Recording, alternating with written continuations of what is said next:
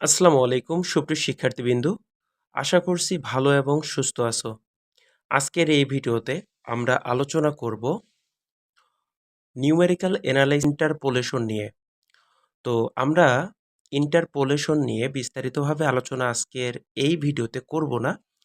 আজকে মূলত মেইনলি আলোচনা করব যে পোলেশন এই বিষয়টা কি এবং এটার অ্যাপ্লিকেশন কোথায় হয়। এছাড়া এখান থেকে অর্থাৎ এই ইন্টারপোলেশন কি বিষয় নিয়ে আলোচনা করে সেগুলোর আমরা বেসিক বিষয়গুলো আলোচনা করব এবং এটার বাস্তবিক লাইফে এটার অ্যাপ্লিকেশন কিভাবে হয় সেটা সম্পর্কে আমরা বিস্তারিত জানব। তো আমরা আমরা জানি যে চ্যাপ্টার 3 হচ্ছে আমাদের ইন্টারপোলেশন। তো এই ইন্টারপোলেশনের বাংলা অর্থ হচ্ছে আন্তঃপাতন। তো এই ইন্টারপোলেশন যে টপিক্সটা, তো এই ইন্টারপোলেশন জিনিসটা আবার কি বা এটা কিভাবে আমাদের ডেইলি লাইফের সাথে কাজ করে। তো এটা আসলে অ্যাকচুয়ালি কাজ করে। তো আমরা আমাদের দৈনন্দিন জীবনে আমরা দেখা যায় যে অনেক সমস্যার সম্মুখীন হই। কিরকম আমি উদাহরণ দিয়ে বলি। ধরো আমাদের অনেকগুলা ইয়ারে মানে ধরো 10 বছরের বিগত 10 বছরের জন্ম দানের যে শিশুর সংখ্যা, ঠিক আছে? ধরো হচ্ছে 1971 থেকে 1980 সাল পর্যন্ত। এই 1971 থেকে 1980 সালের মধ্যে দেখা গেল আমাদের 2-3টা সালের শিশু জন্মদানের যে সংখ্যা সেগুলো দেওয়া নাই। ধরো 1975 সাল এবং একটা সালে ধরলাম যে 1975 সালের শিশুর জন্ম সংখ্যা পুরো বাংলাদেশে ওই সালে 1975 সালে শিশু জন্মদানের সেগুলোর সংখ্যার কোনো ডাটা দেওয়া নাই বা আমাদের জানি না, আমরা আর কি সহজ কথা হচ্ছে আমরা জানি না। কিন্তু বাকি সবগুলো ইয়ারেরই দেওয়া আছে যে কতজন শিশু জন্মগ্রহণ করছে এবং কোন জেলায় কতগুলা করছে জন্মগ্রহণ, সবকিছু আমরা জানি বা দেওয়া আছে বা আমরা বের করছি। দেখা গেল আমাদের 1975 সালের যে ডাটাটা সেই ডাটাটা দেওয়া নাই। তো এখন আমাদের এই সমস্যাটার সমাধান তো করতে হবে যে ওই সালে কতগুলো শিশু জন্মগ্রহণ করছে। তো এখন আমরা এটা বের করতে হলে আমাদের এই ইন্টারপোলেশন বা আন্তঃপাতন এই পদ্ধতিটা ব্যবহার করতে হবে। তাহলে সহজ কথায় যদি বলি যে কোনো সমস্যার কিছু জানা মানের সাপেক্ষে আমরা কিছু অজানা মান যখন নির্ণয় করি, ওই নির্ণয় করার প্রসেসটা বা সিস্টেমটাকে মূলত আমরা ইন্টারপোলেশন বলে থাকবো বা বলে থাকি বা বলি। তো ইন্টারপোলেশন হচ্ছে কি, কিছু জানা মানের সাপেক্ষে কিছু অজানা মান বা অজানা কোনো রাশির মান যখন আমরা নির্ণয় করি, এই নির্ণয় করার প্রক্রিয়াটাই হচ্ছে কি আমাদের ইন্টারপোলেশন। এখন এই ইন্টারপোলেশন হচ্ছে 2 ধরনের হয়। এদের মধ্যে আবার অনেকগুলা সিস্টেম আছে, ঠিক আছে? অনেকগুলা মেথড আছে। সেই মেথডগুলো সম্পর্কে আমাদের বেশি একটা জানার প্রয়োজন নাই, ঠিক আছে? কিন্তু আমাদের 2টা বিষয় খুবই গুরুত্বপূর্ণভাবে জানতে হবে। সেটা হচ্ছে যে আমরা এই সমস্যাগুলার বা ইন্টারপোলেশনের সমস্যাগুলোকে 2টা পদ্ধতিতে বা 2টা সিস্টেমে সমাধান করে থাকবো বা করব আমাদের পরবর্তী লেকচারগুলোতে।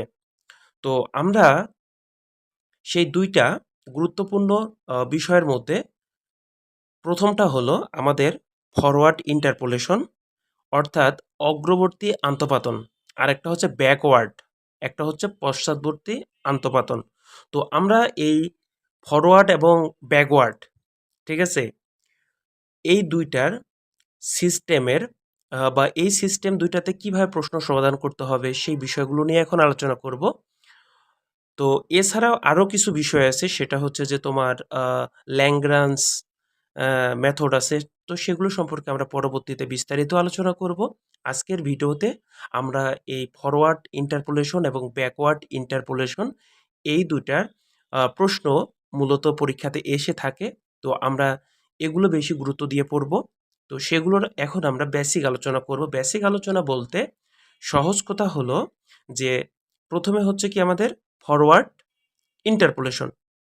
তো ফরওয়ার্ড ইন্টারপোলেশনের ক্ষেত্রে বিষয়টা হলো, যখন আমরা সামনের দিকে অগ্রগামী হব, অর্থাৎ শুরু থেকে অর্থাৎ আদি মান থেকে শেষ মানের দিকে যখন আমরা মানে শুরুর দিক থেকে যখন সামনের দিকের কোনো সমস্যার সমাধান করব তখন সেটা আমাদের ফরওয়ার্ড ইন্টারপোলেশন।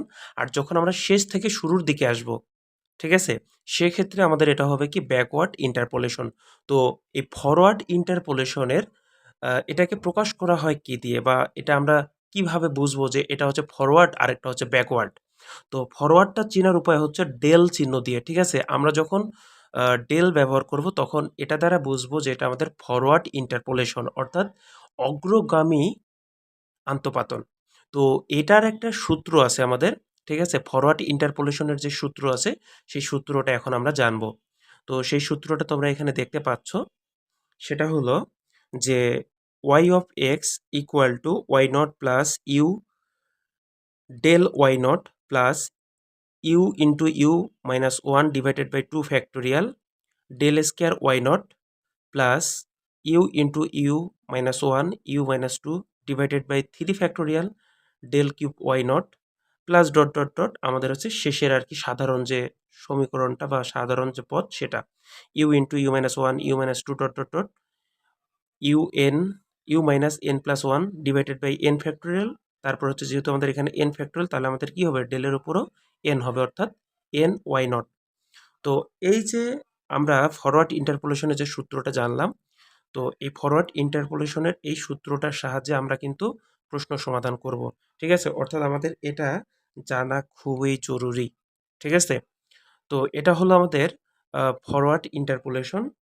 এবার আমরা যে বিষয়টা সম্পর্কে জানবো সেটা হচ্ছে কি ব্যাকওয়ার্ড ইন্টারপোলেশন। তো এই ব্যাকওয়ার্ড ইন্টারপোলেশন বিষয়টা কি সেটা আমরা একটু আগে বলছিলাম যে যখন আমরা আহ, শেষ মান থেকে শুরুর মানের দিকে যখন কোনো সমস্যা সমাধান করব সেক্ষেত্রে আমরা ব্যাকওয়ার্ড ইন্টারপোলেশনের যে সূত্র আছে সেটা আমরা প্রয়োগ করব। তো এগুলো চেনার উপায় আছে, সেগুলো সম্পর্কে তো আমরা আলোচনা করবই প্রশ্ন সমাধানের সময়। তো ব্যাকওয়ার্ড ইন্টারপোলেশনকে মূলত প্রকাশ করা হয় ন্যাবলা দিয়ে, যে তোমরা দেখতে পাচ্ছ এটা হচ্ছে আমাদের ন্যাপলা। এই যে এটা যে দেখতে পাচ্ছ এটা হচ্ছে আমাদের ন্যাপলা, এটার নাম হচ্ছে ন্যাবলা। অর্থাৎ ব্যাকওয়ার্ড ইন্টারপোলেশনের সময় আমরা ন্যাবলা ব্যবহার করব, ঠিক আছে? তো এটার যে সূত্রটা আছে সেই সূত্রটা তোমরা এখানে দেখতে পাচ্ছ। সেটা হলো যে এরকম, দেখো এটা মনে রাখা খুবই সহজ। খুবই সহজ কেন বললাম? কারণ হচ্ছে আমাদের ফরওয়ার্ড ইন্টারপোলেশনে এগুলো হচ্ছে মাইনাস হয়। এগুলো হচ্ছে কি আমাদের মাইনাস হয়। বাট ব্যাকওয়ার্ডটাতে সবগুলো প্লাস হয়। মানে প্লাসের জায়গায় মাইনাস হবে, মাইনাসের জায়গায় প্লাস হবে। ঠিক আছে? খুব সহজে তুমি একটা মনে রাখলে আরেকটা আমার মনে রাখার কোনো প্রয়োজন নেই। ঠিক আছে? আর ডেলগুলা শুধু খালি ন্যাবলায় আমরা লিখবো। ঠিক আছে? এতটুকুই পার্থক্য, তাছাড়া আর কোনো পার্থক্য নেই। তাহলে তুমি যে কোনো একটা সূত্র মুখস্থ করবে, পরে ওটার শুধু খালি চিহ্ন পরিবর্তন করে দিবা, ডেলের জায়গায় ন্যাবলা দিবা, তাহলে তোমার ব্যাকওয়ার্ড হয়ে যাবে। ঠিক আছে? তাহলে আমরা দেখি সূত্রটা y of x equal to y n, মানে এখানে আমরা এন ধরে লিখছি এই কারণে আর কি এন, তুমি এখানে ওয়াই নটও দিতে পারো, কোনো সমস্যা নেই। ঠিক আছে? তো আমি এখানে যেহেতু ইন জেনারেল একটা ইকুয়েশন লিখছি, মানে সূত্রটার ফর্ম লিখছি, যাই কারণে এটা আর কি। তাহলে y n plus u del y n, মানে ডেল না সরি, এটা হচ্ছে nabla y n plus u into u plus one. দেখো আগেরটাতে এখানে মাইনাস ছিল আর এটাতে কি হবে প্লাস হবে, ডিভাইডেড বাই টু ফ্যাক্টোরিয়াল। সব কিছু সেম, শুধু খালি আমাদের প্লাসের মাইনাসের জায়গায় প্লাসগুলো দিছি। ঠিক আছে? দেখো সব, এ দেখো এখানে মাইনাস ছিল প্লাস দিছি, আর এখানে প্লাস ছিল মাইনাস দিছি, বাদ বাকি সবকিছু কি সেম। তো এতটুকু পর্যন্ত আশা করছি তোমরা ক্লিয়ার হতে পারছো ফরওয়ার্ড ইন্টারপোলেশন ব্যাকওয়ার্ড ইন্টারপোলেশন বিষয়টা কি। এখন এই যে দুইটা সিস্টেম আমরা জানলাম, এই দুইটার আমরা অ্যাকচুয়ালি ছক থেকে প্রশ্ন সমাধান করতে হয় বা করব। তো সেক্ষেত্রে আমাদের কিছু বেসিক বিষয় আছে যেগুলো তোমরা যদি মনে রাখো না, তোমাদের কোনো কনফিউশনে হবে না যে তুমি ছক কিভাবে তৈরি করবা, কয়টা ঘর হবে, কয়টা কলাম হবে, কয়টা সারি হবে, এগুলো নিয়ে তোমাদের কোনো প্যারাই খেতে হবে না।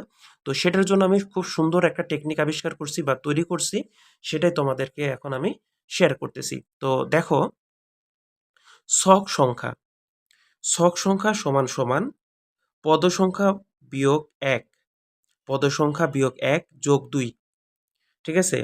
আর এই বিষয়গুলো কিন্তু আমাদের ফরওয়ার্ড যেটা, ঠিক আছে, ফরওয়ার্ড ইন্টারপোলেশন সেটার বেলায় কিন্তু অ্যাপ্লিকেবল, মানে প্রয়োগযোগ্য।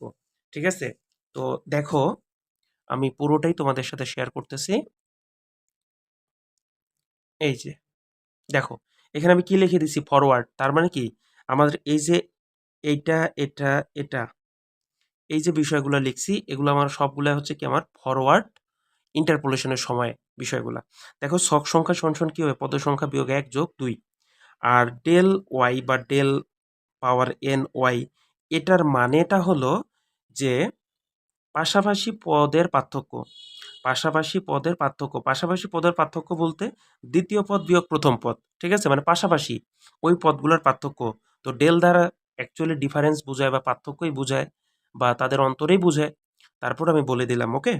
এরপরে হচ্ছে আমাদের ফরওয়ার্ড ইকুয়েশনে বলো বা ব্যাকওয়ার্ড ইকুয়েশনে বলো, সেখানে ইউ ছিল, তো ইউ এর পরিচয়টা কি ফরওয়ার্ডের বেলায়, সেটা হচ্ছে u equal to x minus x not divided by h, ঠিক আছে।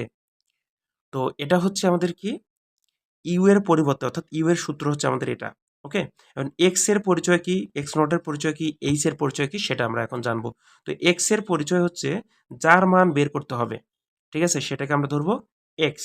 আর এক্স নটটা হচ্ছে কি এক্স এর চলকের প্রথম মান বা আদি মান, সেটা হচ্ছে আমার কি এক্স নটের মান। এরপরে হচ্ছে এইচ আমরা কিভাবে বের করব, এইচ হচ্ছে এক্স এর মানের ব্যবধান, ঠিক আছে। এইচ হলো এক্স এর মানের যে ব্যবধানটা থাকবে সেই মানের ব্যবধানটাই হবে আমাদের এইচ এর মান। তাহলে এই যে একটা পয়েন্ট, দুইটা পয়েন্ট, তিনটা পয়েন্ট, ঠিক আছে, এই তিনটা পয়েন্ট হচ্ছে আমাদের ফরওয়ার্ড ইন্টারপোলেশনের সময় আমরা এইভাবে চিন্তা করে কিন্তু ছকগুলা আবিষ্কার করব বা তৈরি করব বা লিখব, ঠিক আছে। এবার আসি ব্যাকওয়ার্ডের বেলায়, ঠিক আছে, ব্যাকওয়ার্ডের বেলায় কীরকম হয় সেটা আমরা এখন দেখব। তো দেখো আমাদের ইকুয়েশনে কোনো সমস্যা নেই, কারণ দুইটা ইকুয়েশনেই মানে ফরওয়ার্ড ব্যাকওয়ার্ড দুইটাতে আমাদের ইউ ছিল।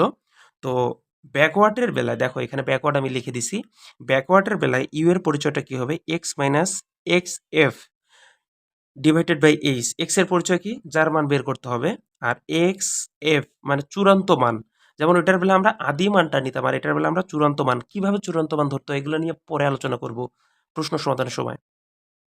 এরপরে হচ্ছে ব্যাকওয়ার্ডের ইন্টারপোলেশনের সময় আমাদের ছক সংখ্যা কিভাবে বানাবো, সেটার টেকনিকটা হলো যে ছক সংখ্যা সমান সমান পদ সংখ্যা ভাগ 2 যোগ হচ্ছে 2।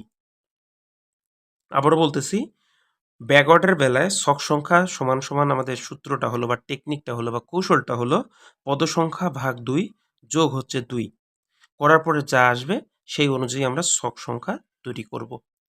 তো এই হলো বিষয়। তো আরও কিছু বিষয় আছে যেগুলো আমাদের ম্যাথ করার সময় বললে তোমাদের জন্য বেশি উপকার হবে। তো যার জন্য আমি ওই বিষয়গুলো এই ভিডিওতে আলোচনা করতেছি না। প্রশ্ন সমাধানের সময় আমরা সেই বিষয়গুলো সম্পর্কে বিস্তারিত আলোচনা করব এবং খুব সহজভাবে সমাধান করাবো, ঠিক আছে।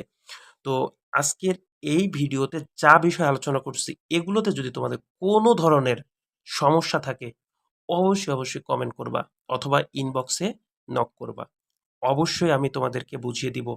তো যদি কোথাও সমস্যা হয় সেটা তো জানাবাই। তো সকলে ভালো থেকো, সুস্থ থেকো, কথা হবে পরবর্তী ভিডিওতে অন্য কোনো টপিকস নিয়ে। আল্লাহ হাফেজ।